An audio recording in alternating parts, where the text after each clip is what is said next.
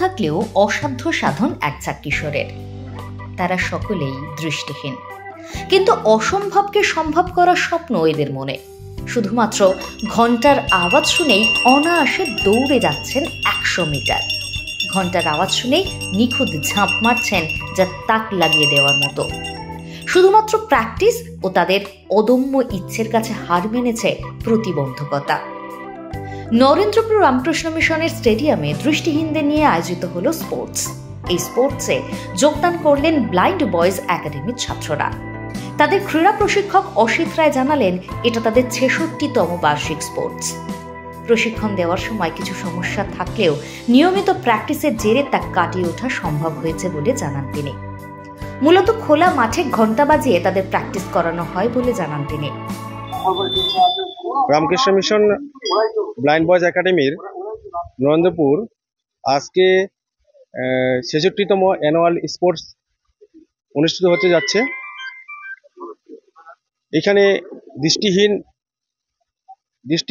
এবং আংশিক দৃষ্টিহীন সম্পূর্ণ ছাত্ররা এই ক্রীড়া প্রতিযোগিতায় অংশগ্রহণ করতেছে। ওনারা আর 5টা বাচ্চার মতো যে ওনাদের যে একটা প্রতিবন্ধকতা আছে সেটা অতিক্রম করে তারাও আর কি সাধারণ বাচ্চাদের মতো ক্রীড়া প্রতিযোগিতায় অংশগ্রহণ করতেছে। ওনাদেরকে প্রশিক্ষণ দেওয়ার সময় অনেক কিছু অসুবিধা থাকে, সেই অসুবিধাগুলো কাটিয়ে ওনারা খুব সুন্দরভাবে এই ক্রীড়া প্রতিযোগিতায় অংশগ্রহণ করতেছে। এখানে ইভেন্টের মধ্যে 100 মিটার দৌড়, 75 মিটার দৌড়, frog race, standing broad jump, long jump, putting the shot, এইসব বিষয়ে ওনারা অংশগ্রহণ করতেছে আর কি। ওনাদের যেমন 100 মিটার দৌড়ানোর সময় ওরা খোলা মাঠ পায়, সেই জায়গায় আর কি আমরা ঘন্টা বাজিয়ে ওনাদেরকে দিকটা নির্দেশ করি যে এই দিকে আসলে ওনাদের মানে ফিনিশিং পয়েন্টটা আসে আর কি। বেসিক্যালি ঘন্টা বাজিয়ে করা হয়। স্কুল ছাত্র আকাশ দাস জানান, তারা স্কুল ছুটির পর নিয়মিত সব খেলা প্র্যাকটিস করেন। আমাদের যে স্কুলে প্লেগ্রাউন্ড আছে, খেলার ফিল্ড আছে, সেখানে আমরা স্কুল শেষ হওয়ার পর বিকেলে প্র্যাকটিস করি। বিভিন্ন রকম খেলা খেলি আমরা, ক্রিকেট, বিভিন্ন shot, race, long jump, high jump আমরা প্র্যাকটিস করি। এবার আমাদের প্র্যাকটিস করি তার আগে বলি, আজকে আমাদের 63তম বার্ষিক ক্রীড়া প্রতিযোগিতা হচ্ছে, আমার খুব ভালো লাগছে।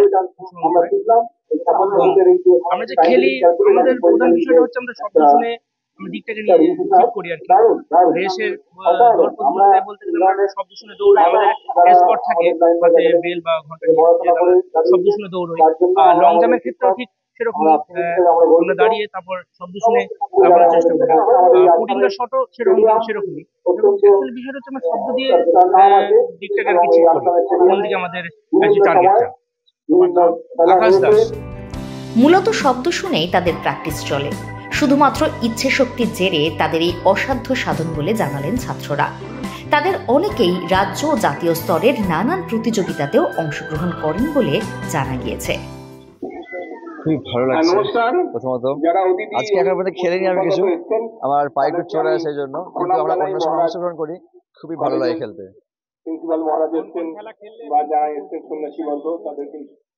না, আজকে আমি অংশগ্রহণ করিনি, আজকে আমার খেলার সমস্যা, সেই জন্য।